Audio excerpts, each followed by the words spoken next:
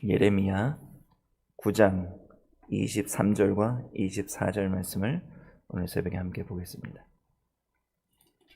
예레미야 9장 23절과 24절 말씀입니다. 제가 가진 구약성경 1067면에 기록되어 있는 하나님의 말씀입니다.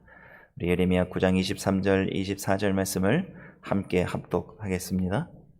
여호와께서 이같이 말씀하시되 지혜로운 자는 그 지혜를 자랑치 말라. 용사는 그 용맹을 자랑치 말라. 부자는 그 부함을 자랑치 말라. 자랑하는 자는 이것으로 자랑할지니 곧 명철하여 나를 아는 것과 나 여호와는 인애와 공평과 정직을 땅에 행하는 자인 줄 깨닫는 것이라. 나는 이 일을 기뻐하노라. 여호와의 말이니라. 아멘. 우리가 지난 시간 8장에서는 유다 백성들의 죄악을 낱낱이 고발하시고 그 죄악을 지목하시는 하나님의 말씀을 받았던 예레미야, 그의 모습을 보았는데요. 8장이 그냥 이런 말씀을 듣고 끝나지 않습니다. 특별히 작은 자로부터 큰 자에 이르기까지 다 탐남한다, 다 욕심에 빠져있다. 그게 어디까지 가 있냐면 선지자들도 제사장들도 그렇고 내 말씀을 맡고 있는 서기관들도 그렇다. 그러니까 지도자들로부터 시작해서 일반 백성들까지 다 같이 자기 욕심에 이끌려서 하나님 말씀은 다 뒷전이라고 지적하십니다. 그 예레미야도 선지자지 않습니까? 자기도 제사장 가문의 사람 아니겠습니까? 자기에게도 하시는 말씀이죠.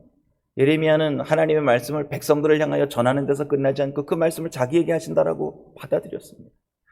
그래서 이제 8장 18절 이후에 보시면 오늘 9장 2절까지 예레미야의 애가가 기록되어 있습니다. 슬퍼하는 거예요. 후벼 파듯이 하나님께서 말씀하시는, 너도 선지자지만 너도 다를 거 없다고 이렇게 지적하시는 것처럼 예레미야는 받아들인 겁니다. 그래서 8장 18절에 보시면 슬픕니다. 하나님, 누가 이 하나님의 징계에 매해 하나님 말씀을 피해갈 수 있습니까? 저도 그러지 못합니다. 그런 마음으로 하나님 앞에 슬퍼 탄식합니다. 좀 보겠습니다. 8장 18절입니다. 제가 읽겠습니다. 슬프다 나의 근심이여, 어떻게 위로를 얻을 수 있을까? 나의 중심이 번뇌하도다. 아멘. 그 마음이 두 갈래 길로 나눠져 있고 자기중심적인 사람 같으면요, 죄졌으니까 꽃이다고 잘됐다, 너네 이제 벌 받아봐라, 하나님 화나셨다, 심판하실 때 한번 눈물 쏙 빠지게 한번 혼나봐라, 그럴 수 있어요. 우리가 예수님 따른다고 하면서도 그런 마음 가끔 들 때가 있다니까요. 자기랑 원수진 사람, 기분 안 나쁘고 나랑 부딪히는 사람, 좀 어려운 일 생기면 내 그럴 줄 알았다, 자기 마음대로 그렇게 말하고 자기 의견 자꾸 주장하고 그렇게 자기 혼자 올고 다서 바른 사람처럼 그렇게 목소리 높이더니 그거 봐라, 하나님이 그렇게 치시, 그런 마음 우리도 들 수 있습니다. 그런데 하나님의 사람 그러면 안 된다는 거죠. 오히려 오늘 말씀 가운데에 쭉 18절 말씀 이렇게 읽어보시면 21절에서는요, 하나님 마음을 자기 마음에다가 쑥 집어넣은 거예요. 아예 하나님 마음 집어넣고 하나님의 눈으로 하나님의 백성을 보는 겁니다. 그래서 21절 보시겠습니다. 8장 21절입니다. 제가 읽겠습니다. 딸, 내 백성이 상하였으므로 나도 상하여 슬퍼하며 놀라움에 잡혔도다. 아멘. 이런 마음으로 살아야죠. 하나님 뜻 받들고 사는 사람은 이렇게 사는 겁니다. 애통하고 슬퍼하는 사람 붙잡으면 그거 보면 그냥 지나가지 않고요, 기도하면서 같이 가슴을 치면서 울면서 기도해 주는 겁니다. 그게 하나님 사람이 사는 길이고요, 하나님이 원하시는 길에 서서 기도하는 사람의 모습인 거죠. 9장 2절까지 이제 그런 예레미야의 마음을 하나님 앞에 이렇게 토하면서 기도합니다. 하나님 참 아픕니다. 슬픕니다. 내일 같습니다. 나의 고통입니다. 하나님. 그렇게 기도하는데도 하나님 말씀하시는 거예요. 9장 3절에 보면 또 말씀하십니다. 이제는 무슨 말씀하시냐면요, 이스라엘 백성들 내 백성이고 내가 제사장 나라로 삼았고 하나님께서 거룩한 백성으로 부르신 거 아니에요. 자기들끼리 좀 의견 안 맞고 그러면 속이기도 하고 거짓말도 살살하고요, 자기 이익을 위해서 하나님 알기를 거부하고, 하나님을 이렇게 등 뒤에 밀어놓고 하나님 눈 감고 계세요, 하나님 요건 못 본 걸로 해주세요, 그러고 가서 자기들끼리 막 비방하는 거예요. 책 잡는 거예요. 수근수근 하는 거예요. 자기네들은 모르는 거죠. 설마 우리끼리 이렇게 얘기하는데, 우리끼리 모여있는데 누가 알겠어? 하나님 다 보고 계십니다. 3절부터 9절까지 그 말씀입니다. 그것 때문에 심판하시겠다는 거예요. 제가 한번 읽어드릴 테니까요. 3절부터 6절까지 좀 길지만 제가 좀 빨리 읽을 테니까 눈으로 한번 봐주십시오. 9장 3절에서 6절까지 제가 읽겠습니다. 여호와께서 말씀하시되 그들이 활을 당긴 같이 그 혀를 놀려 거짓을 말하며 그들이 이 땅에서 강성하나 진실하지 아니하고 악에서 악으로 진행하며 또 나를 알지 아니하였느니라. 너희는 각기 이웃을 삼가며 아무 형제든지 믿지 말라. 형제마다 온전히 속이며 이웃마다 다니며 비방함이니라. 그들은 각기 이웃을 속이며 진실을 말하지 아니하며 그 혀로 거짓말하기를 가르치며 악을 행하기에 수고하거늘 내 처소는 괴휼 가운데 있도다. 그들은 괴휼로 인하여 나 알기를 싫어하느니라. 나 여호와의 말이니라 하시니라. 아멘. 3절 말씀 보시면요, 중반 부분에 그들이 이 땅에서 강성하나라고 번역됐지만 이게 의기양양하나 이런 겁니다. 그러니까 자기 힘으로 인생 성공한 것처럼 막 의기양양한 그 말씀입니다. 그렇게 강성하지만 속에는 뭐가 없어요? 진실하지 않아요. 악에서 악으로 진행합니다. 그게 뭐예요? 하나님 몰라서 그러는 겁니다. 하나님이 어떤 분이신지 모르고 사는 겁니다. 4절 말씀 보면은 각기 이웃을 삼가며 그랬습니다. 삼간다는 말 사전적인 의미는 조심스러운 마음으로 하지 않는다 그런 의미죠. 원어적인 의미는 조심하라는 겁니다. 이웃도 조심하라는 겁니다. 이웃도 믿지 말라고 말씀하시잖아요. 그리고 형제도 믿지 마라. 형제마다 뭐 한다고요? 속이고. 이웃마다라고 번역되어 있는데 이게 친척 혹은 친구로도 번역할 수 있습니다.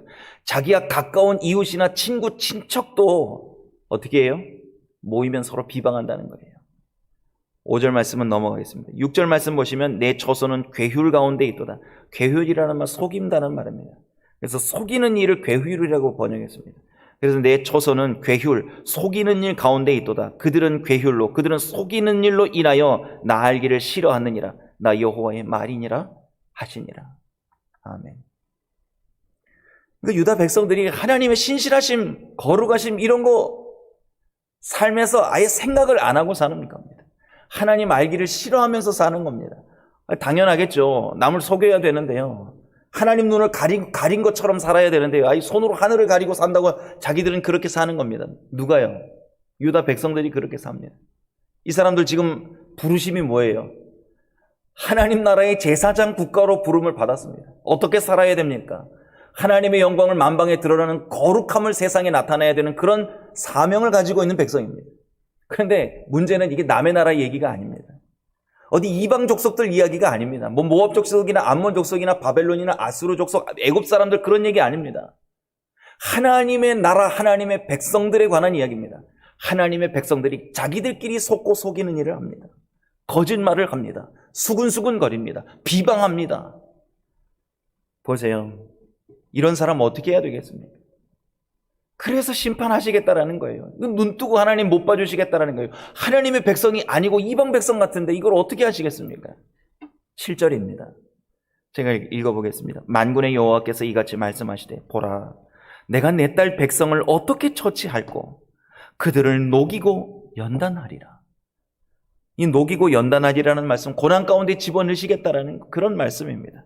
9절 한번 보겠습니다. 제가 읽겠습니다. 9절입니다. 내가 이 일들을 인하여, 이게 앞에 있는 그들의 행위죠. 그들에게 벌하지 아니하겠으며 내 마음이 이런 나라에 보수하지 않겠느냐, 보복하지 않겠느냐, 복수하지 않겠느냐, 여호와의 말이니라. 아멘. 참 안타까울 노릇이죠. 근데 참 이렇게 사회가 어수선하고 신뢰를 잃은 사회가 된 겁니다. 근데 이게 참 옛날 이야기 같지만 보세요. 한국에도 우리는 이제 한국에서 왔으니까 한국 이야기를 할 수밖에 없죠. 뭐 크리스찬이 1000만이 됐다, 1200만이 됐다, 나라가 하나님께 바쳐졌다, 뭐 그런 이야기들을 하지만 사실 세상 사람들은 제일 가십거리가 뭐예요? 교회 다니는 사람들. 칭찬하는데 바쁜가요? 아, 교회 좋지. 우리 사회에 있어야지. 그렇게 말하나요? 그 이상하게도 크리스찬은 많아졌는데요. 세상에 믿지 않는 사람들이 교회를 보면서 교회를 욕합니다. 교회도 싸운다 그러고요. 아이, 저 사람들 별다른 거 없다. 그렇게 말합니다. 왜 그렇겠습니까? 그게 우리의 모습이기 때문에 그렇습니다. 보세요. 우리가 교회 안에서는 되게 거룩한 것 같아요.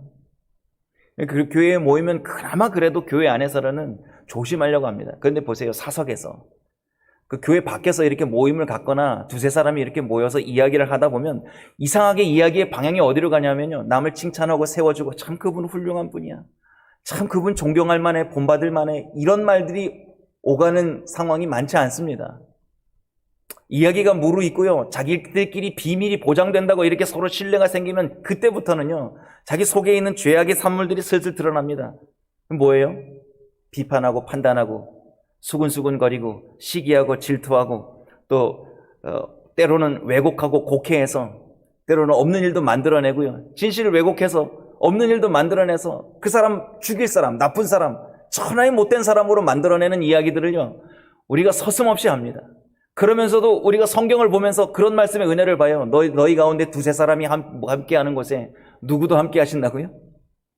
아니, 우리가 예배 드릴 때는 그런 거를 예배 드리기 전에 기도라고 한다고요. 우리가 거룩함을 입은 성도로 두세 사람이 모여서 주의 이름을 부릅니다. 이 가운데 함께해 주십시오. 아니, 그럼 세상 가운데 앉아서 우리가 모여서 이야기할 때는 하나님이 안 계실 것 같으세요? 그 가운데도 함께 계시잖아요. 그런데 그 가운데에서는 왜 하나님을 인식 안 하게 되냐는 거죠. 이게 모순인 겁니다. 이렇게 모순되게 사니까 세상 사람들이 그걸 정확하게 간판하는 거예요.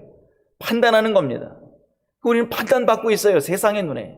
하나님 눈에 판단받고 살아야 될 사람들이 세상의 눈에 판단받는 이유는 하나입니다.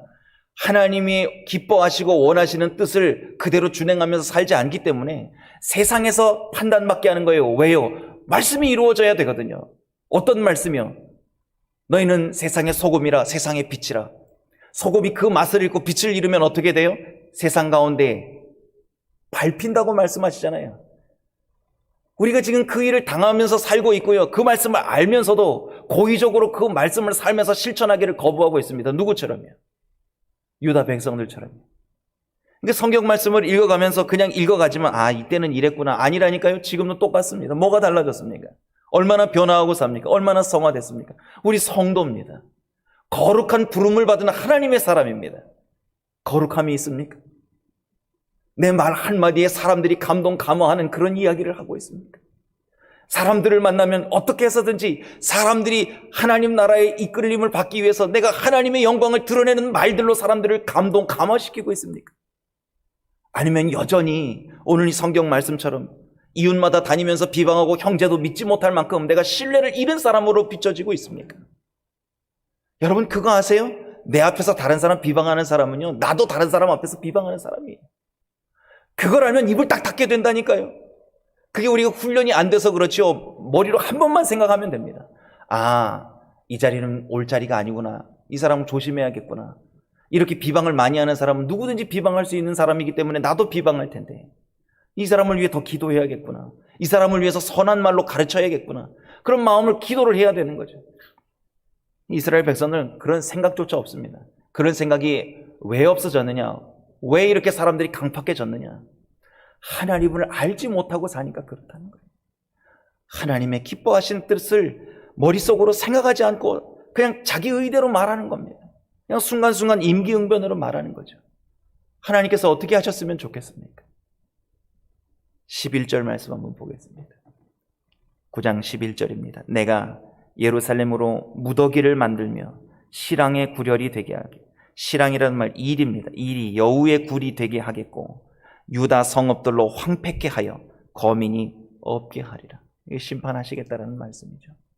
우리는 내 의견, 내 소견, 내가 생각하는 대로 말하고 비판하고 비방하고 수근수근하고 다른 사람 모함하고 질투하고 판단하고 편당짓고 미워하고 다 하지만 하나님께서 그것 때문에 이제 다 흩어버리시겠다는 거예요. 이제 모이지도 못하게 하시겠다는 겁니다. 계속해서 보겠습니다. 14절 말씀 한번 볼까요? 14절 말씀 이제 한번 보겠습니다. 그 마음의 강팍함을 따라 그 열조가 자기에게 가르친 바알들을 좇았습니다. 그것 때문에 이제 고난에 쓴 쑥을 먹고 독한 물 마시우게 하셨다는 뜻입니다. 15절입니다. 같이 읽겠습니다. 그러므로 만군의 여호와 이스라엘의 하나님 내가 말하노라. 보라, 내가 그들 곧 이 백성에게 쑥을 먹이며 독한 물을 마시우고. 아멘. 이 말씀 쑥을 먹이며 독한 물을 마시우고 고난 가운데 두시겠다라는 겁니다. 어려움을 당하게 내버려 두시겠다라는 겁니다. 이제 앞으로 되어질 일이 이런 일이라는 거죠. 그러니까 너희들 이제 뭐 하라고 말씀하시냐면요. 하하호호 웃으면서 남 그렇게 수군거리고 비방하고 욕하면서 그렇게 모임 갖는 거 그만둬라. 울어라. 차라리 모여서 같이 부둥켜 안고 앞으로 되어질 일을 깨달게 되면 울어라. 그것도 안 되면 눈물을 짜내라. 곡하는 사람들 불러가지고 애통하는 사람들 불러서 눈물이라도 짜내라고 그러시는데 참 안타까운 말씀이죠. 17절 18절입니다. 제가 한번 읽어보겠습니다. 만군의 여호와께서 이같이 말씀하시되 너희는 잘 생각하고 곡하는 부녀를 불러오며 또 보내어 지혜로운 부녀를 불러오되 그들로 빨리 와서 우리를 위하여 애곡하게 하여 우리의 눈에서 눈물이 떨어지게 하며 우리 눈꺼풀에서 물이 쏟아지게 하라. 아멘. 곡하는 부녀를 데리고 오라고 하시는데요. 이스라엘은 장례가 나면 아시죠? 직업적으로 곡하는 사람들이 있었습니다. 그래서 마가복음 5장에 보면 회당장 야이로의 딸이 죽었을 때 예수님께서 가시잖아요. 가셔가지고 딱 들어가셔서 예수님이 그 죽어있는 딸 앞에서 뭐라고 말씀하세요? 너희가 저희에게 말씀하시는 너희가 어찌하여 헌화하며 우느냐? 이 아이가 뭐 한다고요? 죽은 게 아니라 뭐 하려고요? 잔다고요. 그러니까 거기에 저희가 뭐 했다고요? 저희가 비웃으시나 그런 말씀이 있습니다. 그 비웃은 사람들이 누구냐면요. 사람 초상 났을 때 장례가 있을 때 와서 곡하는 사람들입니다. 직업적으로 곡하는 사람들이요. 그런 사람들 불러다가 청에다가 차라리 곡을 할 때가 지금이라는 겁니다. 그만큼 지금 하나님의 진노가 임박해서 그 심판이 임하는 날에는 눈물바다가 될 거라는 거예요. 그러니까 차라리 지혜 있는 부녀를 불러다가 지금 울어야 된다라는 겁니다. 그러니까 우리가 좋은 일을 만났을 때 하하호호 내가 정말 노력해서 뭘 쟁취했을 때 이 좋은 것 하나님이 주셨다고 거기에 눈이 멀면요. 차라리 그때 우십시오. 그걸 가지고 이걸 어디에 써먹어 볼까 뭘 해볼까 이런 생각 가지는 게 하나님의 사람의 하늘 말이나 생각이 아닙니다. 이걸 주신 하나님께 감사하면서 이걸 어떻게 하나님께 영광을 돌릴까 그 고민에 빠져야 되는 거예요. 그러니까 좋은 일이 있을 때 너무 좋다 이것도 그리스도인들이 보일 모습이 아니라는 거예요. 지금 세계 곳곳에 하나님의 백성 누군가는 지금 슬퍼하고 있단 말이죠. 그래서 슬픈 일을 만났을 때 너무 또 거기에 사무쳐서 거기에 이제 죽을 날 받아놓은 것처럼 그럴 필요도 없습니다. 아니 우리 주님 계시는데 또 너무 그렇게 무너지면 하나님께서 왜 믿음이 없니라고 그렇게 물으시면 어떡하실 거예요? 나는 안 보이니 그렇게 물으시면 어떡하실 거예요? 그럴 때 하나님께서 또 마음 아파하시지 않겠어요? 그러니까 중심을 항상 말씀에다 딱 붙들어 매놓으시고요. 슬프든지 기쁘든지 애곡할 일이 있든지 웃을 일이 있든지 말씀 앞에서 살아가는 겁니다. 그런 사람들은요. 좋은 일이 있어도 이거 드러내지 않습니다. 슬픈 일이 있어도 그 슬프다고 자괴감 느끼고 주저앉지 않습니다. 하나님 계시니까요. 그래서 오늘 마지막 부분에 보면 우리가 오늘 이제 읽었던 본문이 나옵니다. 우리 뭐 자랑할 게 있습니까? 뭐 드러낼 게 있겠습니까? 그거 하지 말라고 그러십니다. 한번 볼까요? 23절입니다. 9장 23절 함께 읽겠습니다. 여호와께서 이같이 말씀하시되 지혜로운 자는 그 지혜를 자랑치 말라. 용사는 그 용맹을 자랑치 말라. 부자는 그 부함을 자랑치 말라. 아멘. 이제 심판하시겠다라는 말씀이 22절까지 쭉 이어졌잖아요. 22절 말씀도 보면 시체가 분토같이 또 밑에 보시면 추수하는 자의 뒤에 떨어지고 거두지 못한 뭇같이 뭇이라는 말씀은 번역된 건 이거 이렇게 추수하고 나면 아시죠? 그 룻기에 보시면 룻이 돌아다니면서 이삭 줍잖아요. 추수하고 나면 흩날려서 떨어져 있는 그 이삭들, 그 뭇이라고 이렇게 번역이 되어 있는데 그런 것처럼 시체가 널브러져 있을 만큼 이제 잔인한 일들이 벌어질 겁니다. 이 심판하시는 그날이라는 거죠. 그날에 이르러서는 하나님께서 심판하시는 그날 뭐 갖고 자랑할 수 있겠냐는 거예요. 이게 구약적인 말씀이고요. 신약으로 해석해도 똑같은 겁니다.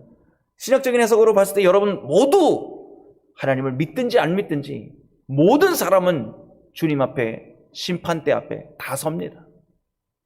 그때 자랑하실 거예요. 아유 하나님 저는 많이 배웠어요. 어느 대학 나왔습니다. 저는 학위가 몇 개가 있고 어디서 무슨 라이센스를 몇 개를 땄습니다. 그런 거 자랑할 수 있으시겠어요? 하나님 앞에서요. 심판의 날인데요. 거기 앞에서 내가 하나님 주님 섬기면서 뭣도 하고 내가 무슨 공력을 세웠습니다. 이런 거 자랑하시겠어요? 그러면 제가 살면서 돈 좀 벌었습니다. 제가 돈 가지고 뭣도 하고 뭐도 했습니다. 이런 거 자랑하시겠어요? 안 통한다는 겁니다. 하나님 앞에 서는 순간 우리의 자랑은 다 사라지는 겁니다. 오직 주님께서 심판하실 때 우리를 영생할 수 있는 길로 집어넣으실 수 있는 유일한 방법은 예수 그리스도의 십자가의 은혜에 제가 믿고 여기 섰습니다. 오직 주 예수님의 그 십자가의 보혈 앞에 엎드리겠사오니 그 보혈만이 주님 나라에 가는 길이라는 거 제가 믿음으로 고백합니다. 그거 하나 외에 다 없어집니다. 상급은 그 다음 문제입니다. 우리가 이 말씀 보면서 무릎을 쳐야죠. 아하, 하나님 앞에 서는 나를 모르고 유다 백성은 살았구나. 그러니까 하나님 없는 것처럼 산 거죠. 이제 오늘 우리가 읽었던 24절 말씀 보시면요, 하나님께서 이제 알려주시잖아요. 나는 이런 거 기뻐한다. 이런 세상에 좋은 것들 했다, 누렸다, 땄다, 이루어냈다, 그런 거 자랑하지 말고 내가 기뻐하는 것 좀 와서 얘기하자. 내가 기뻐하는 거. 귀한 말씀이죠. 하나님 기뻐하시는 거 성경 말씀 전체를 찾아봐도 내가 기뻐하는 건 이런 거다 많지 않습니다. 귀한 말씀 밑줄 그어가면서 읽어야겠죠. 24절 말씀 같이 한번 천천히 읽어보겠습니다.